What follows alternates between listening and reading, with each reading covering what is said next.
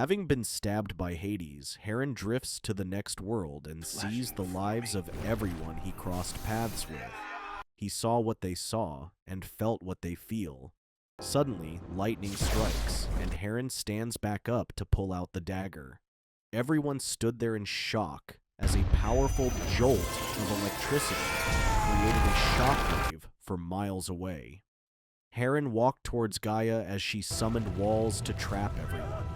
Angered, Gaia declares that none of the gods are worthy and summons Typhon to massacre them all. The battlefield turns hell on earth as Typhon wipes them out one by one.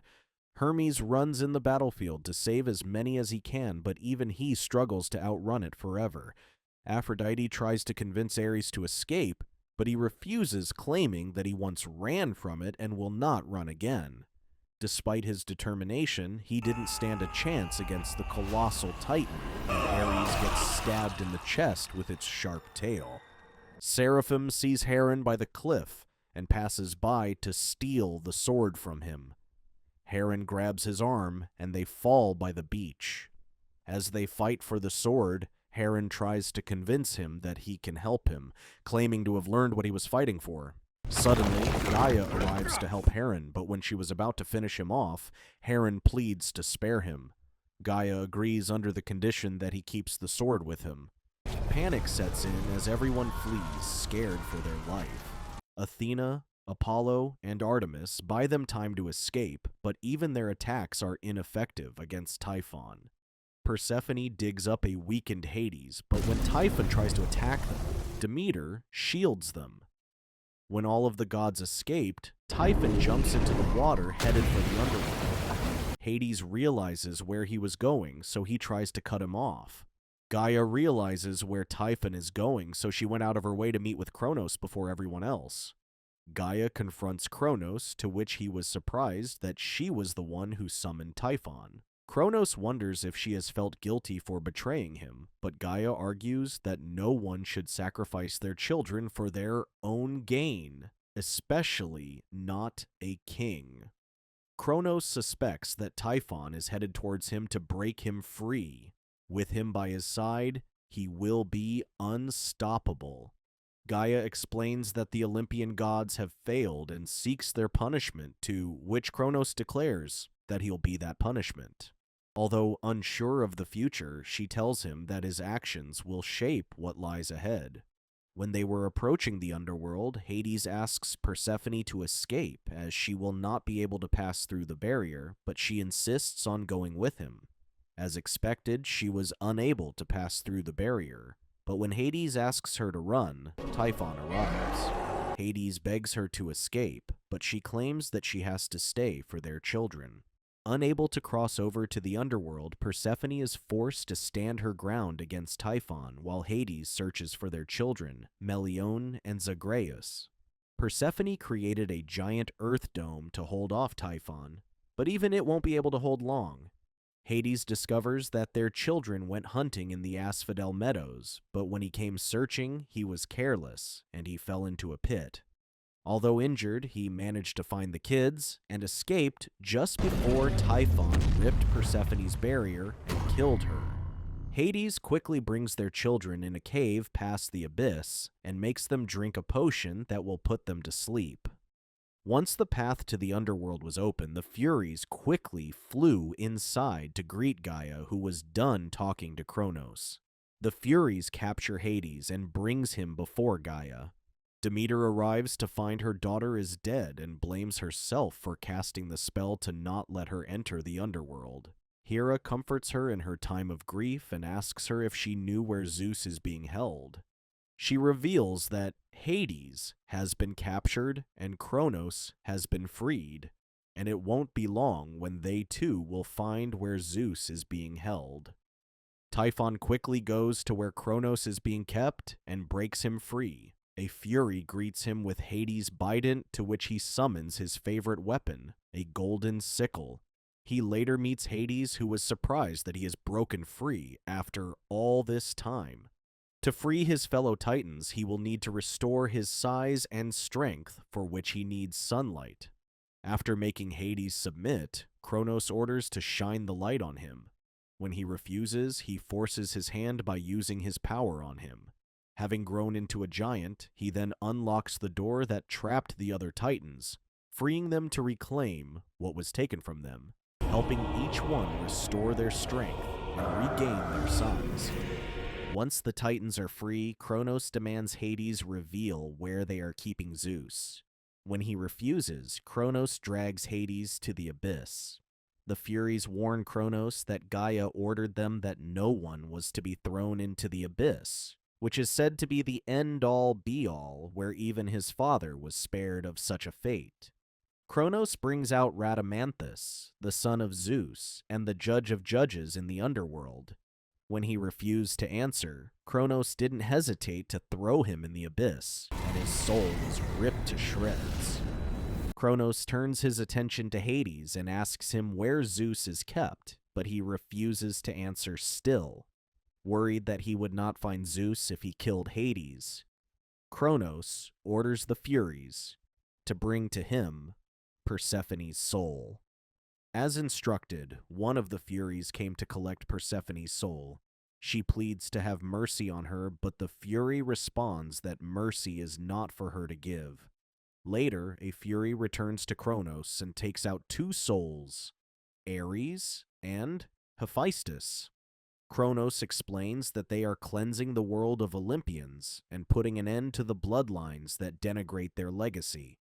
Ares is furious and charges at him, but having no body, he is unable to harm or touch him.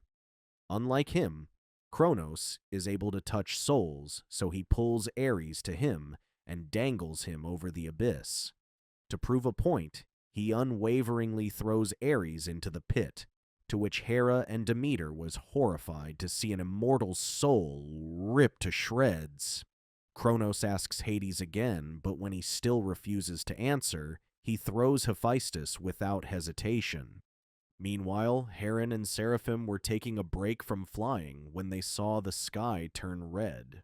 Seraphim claims it can only be an immortal death, as it is the only thing that can rattle their soul. Worried that Heron's wound is infected, they hurriedly fly back to Seraphim's place to have it treated. Heron claims he has seen this place from memories he saw when he was drifting in the next world. Seraphim explains that he was attacked in the forest by Acrisius' sons. Although he managed to kill him, he was wounded, to which the priestess took him back to her place and nursed him back to health. She used hellebore to cure him, to which its roots are laced with Gorgon blood. Believing in him, Heron drinks the liquid that Seraphim prepared. Suddenly, he felt excruciating pain from his wound, to which Seraphim claims that depending on which side he used to make it, it can either cause the most painful of deaths, while the other is a super regenerative cure. Heron's trust paid off, and he quickly recovered from his injuries. Worried that the priestess is being tortured in the underworld because of him, Seraphim vowed to do everything he can to save her. When Heron offers his help, Seraphim explains that he plans on stealing the necklace of Harmonia and use it to bribe Charon, the ferryman of the underworld, to buy passage to see the priestess. He explains that she just needs to step foot in the Elysian fields, and she will be safe. Heron agrees under the condition that Seraphim leave coins behind once he's dead so he can cross over. He claims that his thread has been cut and that he won't last long for this life. When Hades still refuses to answer, a Fury takes out Persephone's soul, to which Hades was horrified. Even when threatening to throw her in the abyss, Hades remained strong and still refused to answer. Kronos promises that he won't hurt their children, but Persephone convinces him that even in death, they will never be apart. When Kronos was about to throw her in, Judge Aeacus declares that Zeus is being held in the plains of Erebus. On their way to where Zeus is, they come across the Titan Atlas, who was punished by Zeus and has since then been carrying the weight of the world on his back.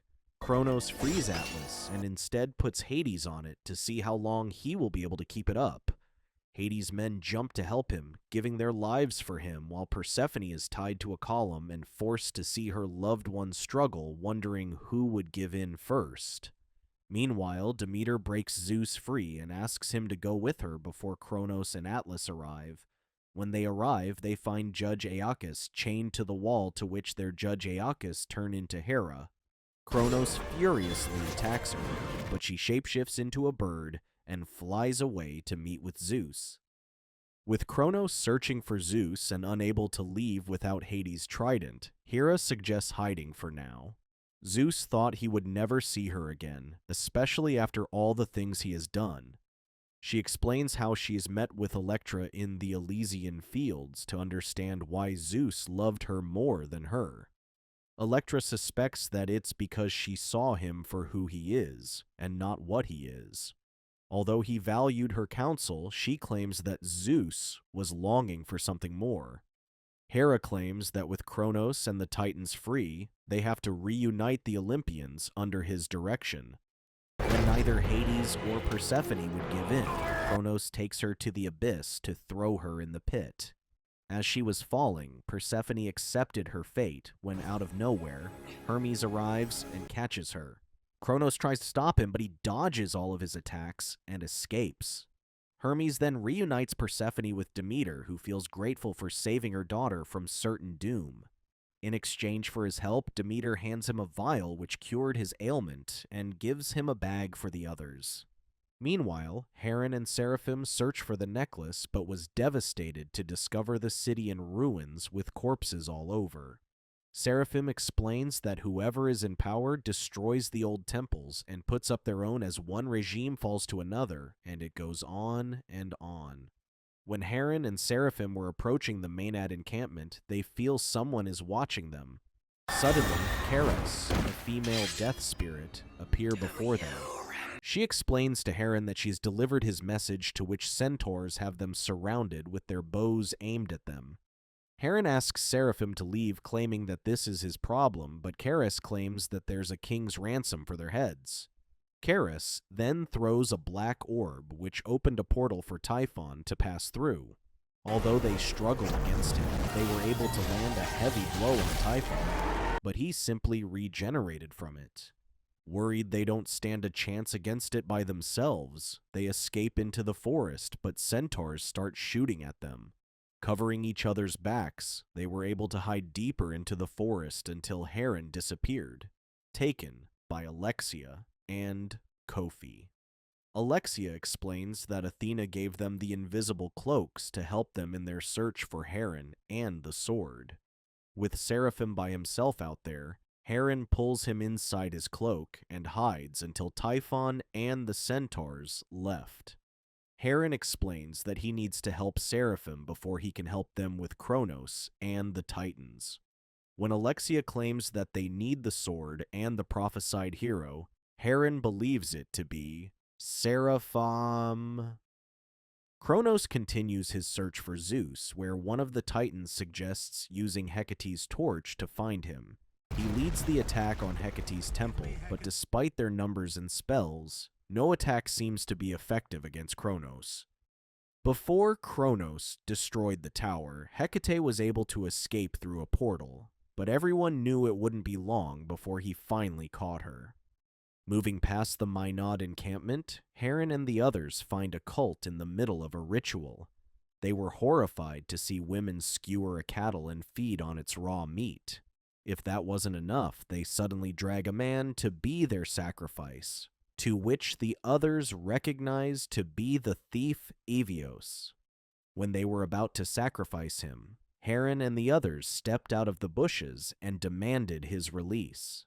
It was later revealed that the cult leader is acquainted with Seraphim, who recognizes her to be the thief Theope. Kofi explains that Theope was their partner who brokered the deal for the giant remains, but they tried to take the treasure without giving it to the demons. That was how they ended up in the galleys, and she in prison. He claims that this was the reason Evios left, fearing that Theope would come get the gold they hid away. Theope wonders why they are there, but when they refuse to answer, Theope uses her powers on them.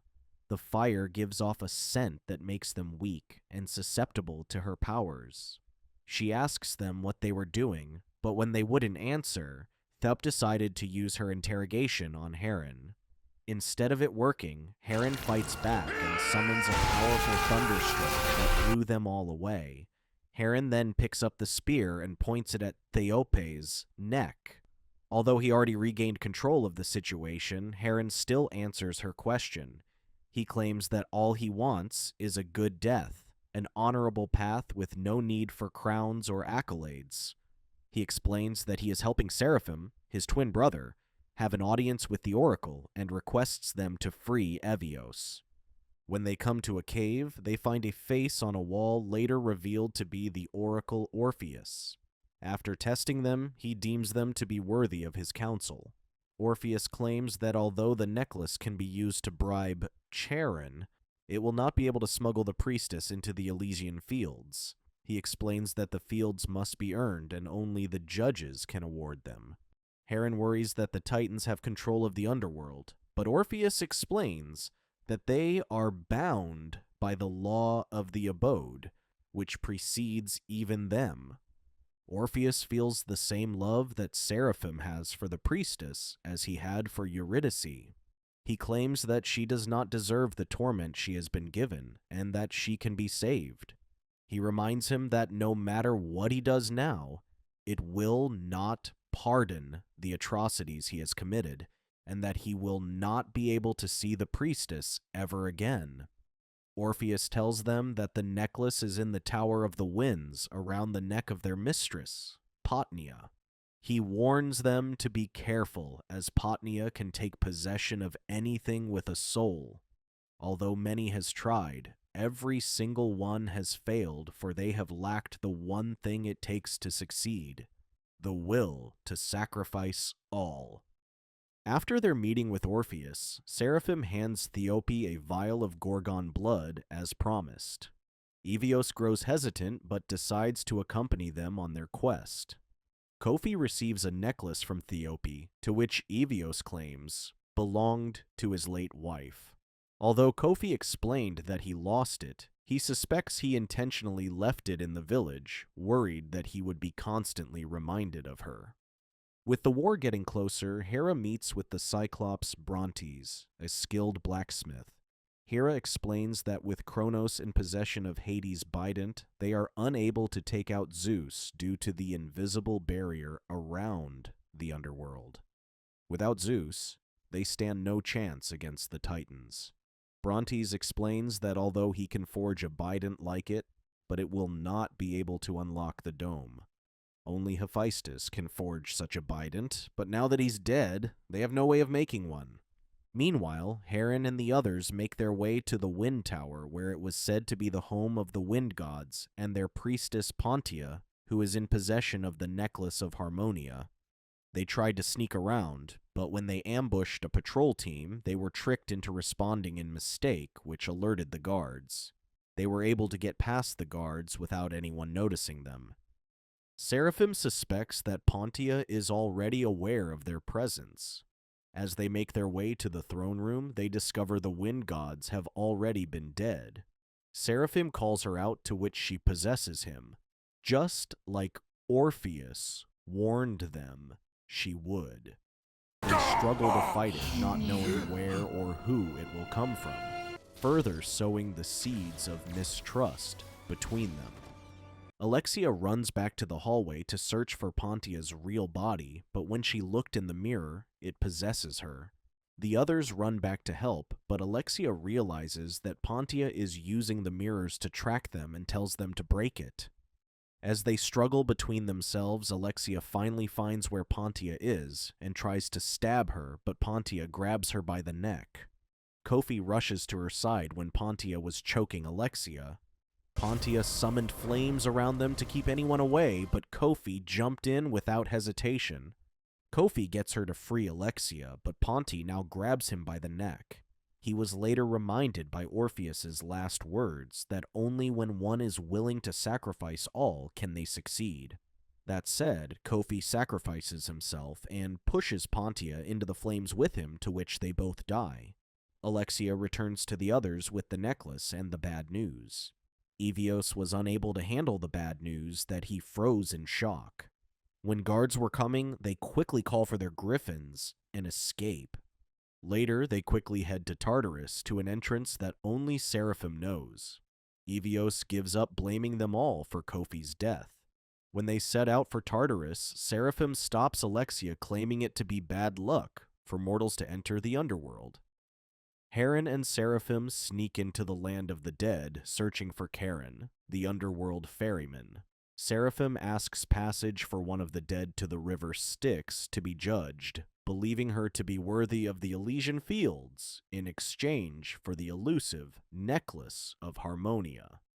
Charon claims that if they insist on going with him, they have to remain unseen, meaning they will be holding their breath underwater, worried that Kronos, or the Titans, would find them.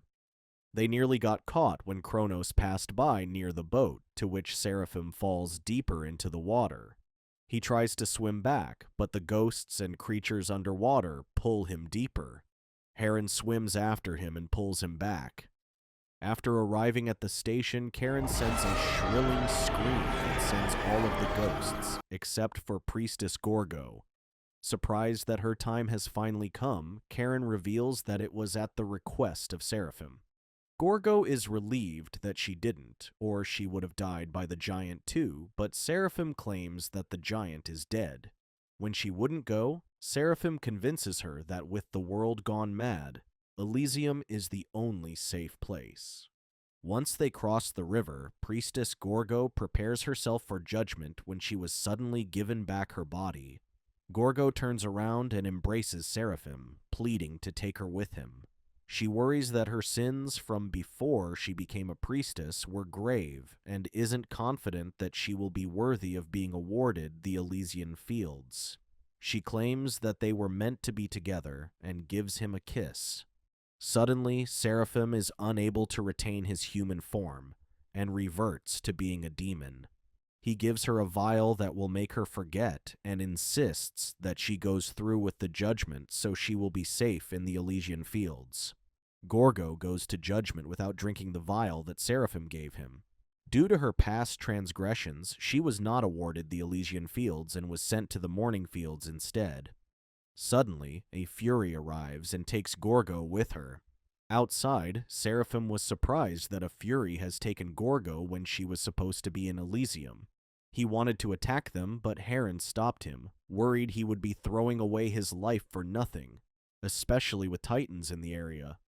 They were later surprised that Alexia and Evios was talking with Hera after what she did to their mother.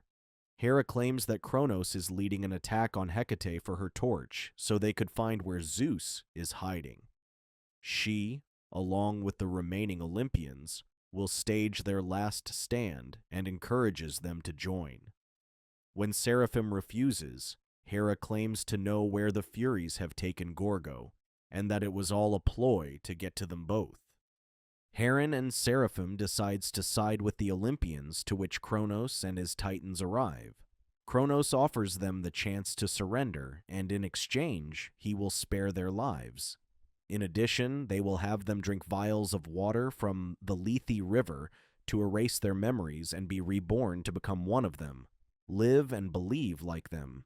He also extends the offer to Heron and Seraphim, promising the latter to reunite him with Gorgo after she failed to be awarded the Elysian Fields.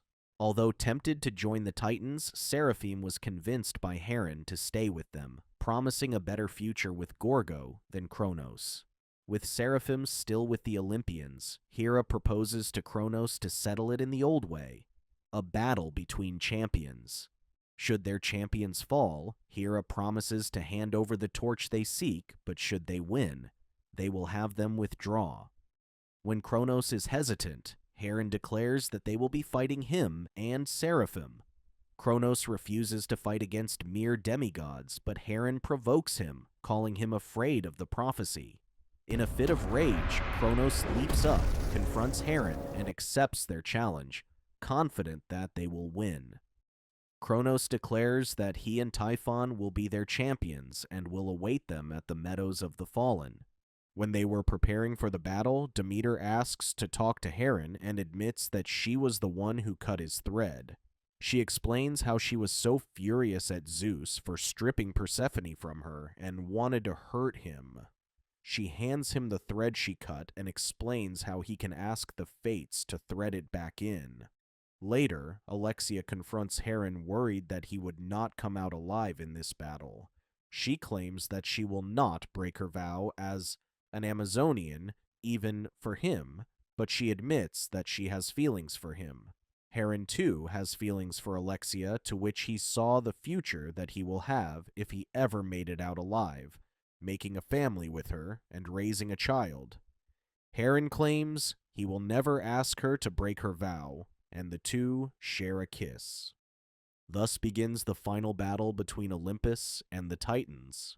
Heron starts with a supercharged attack, followed with Seraphim creating a sandstorm by spinning his spear. Kronos responds by clearing the dust, to which Typhon follows through with a deadly flame breath. Heron throws his sword at Seraphim, to which he combines it with his spear, allowing him to make full use of his control of his weapon. Although they had a good start, they didn't stand a chance in a straight fight against giants several sizes bigger than them. When Typhon charges up for another attack, Seraphim and Heron was able to withstand it with their shields. Seraphim worries that they don't stand a chance with them both, but Heron claims Hera still needs more time and comes up with an idea.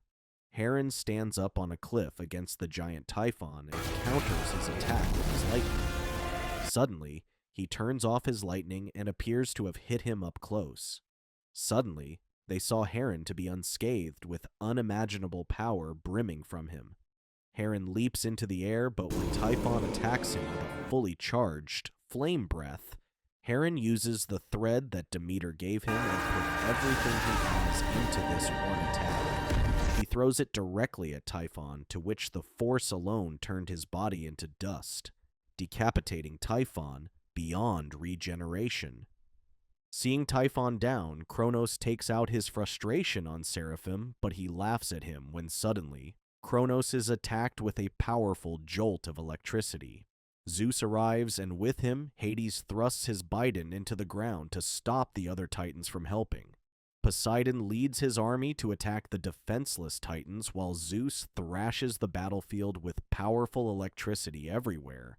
The Olympian gods and the giants join the fight, and together they defeat the Titans. When Kronos tries to fight back, Poseidon restrains his arms while Hades throws his bident on Kronos' chest.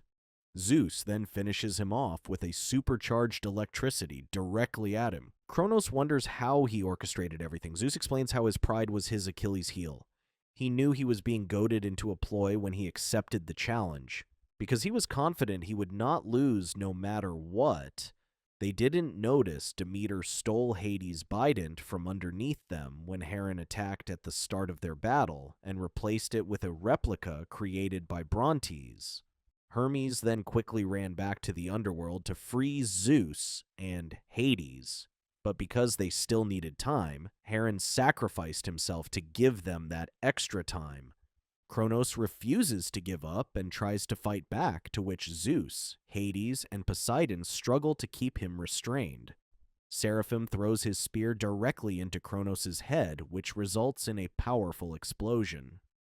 With the battle over, the remaining Titans surrendered and agreed to return to prison while the gods celebrate Heron and Seraphim. From that day forward, the name Heron will mean hero, while Seraphim will forever be remembered as the One. While many are lost, Zeus claims that they will always be honored among the stars, where they will always see them. Later, Electra continues to pray in the Elysian fields when she was greeted by Heron. Heron claims that he has a surprise for her. She was surprised to see Seraphim when she turned around. Seraphim begs for her forgiveness, but she quickly embraces him and claims that there is nothing to forgive, to which the three then embrace. Thank you for watching. Check out these other videos and subscribe and tap the bell to be notified about our latest videos. See you next time.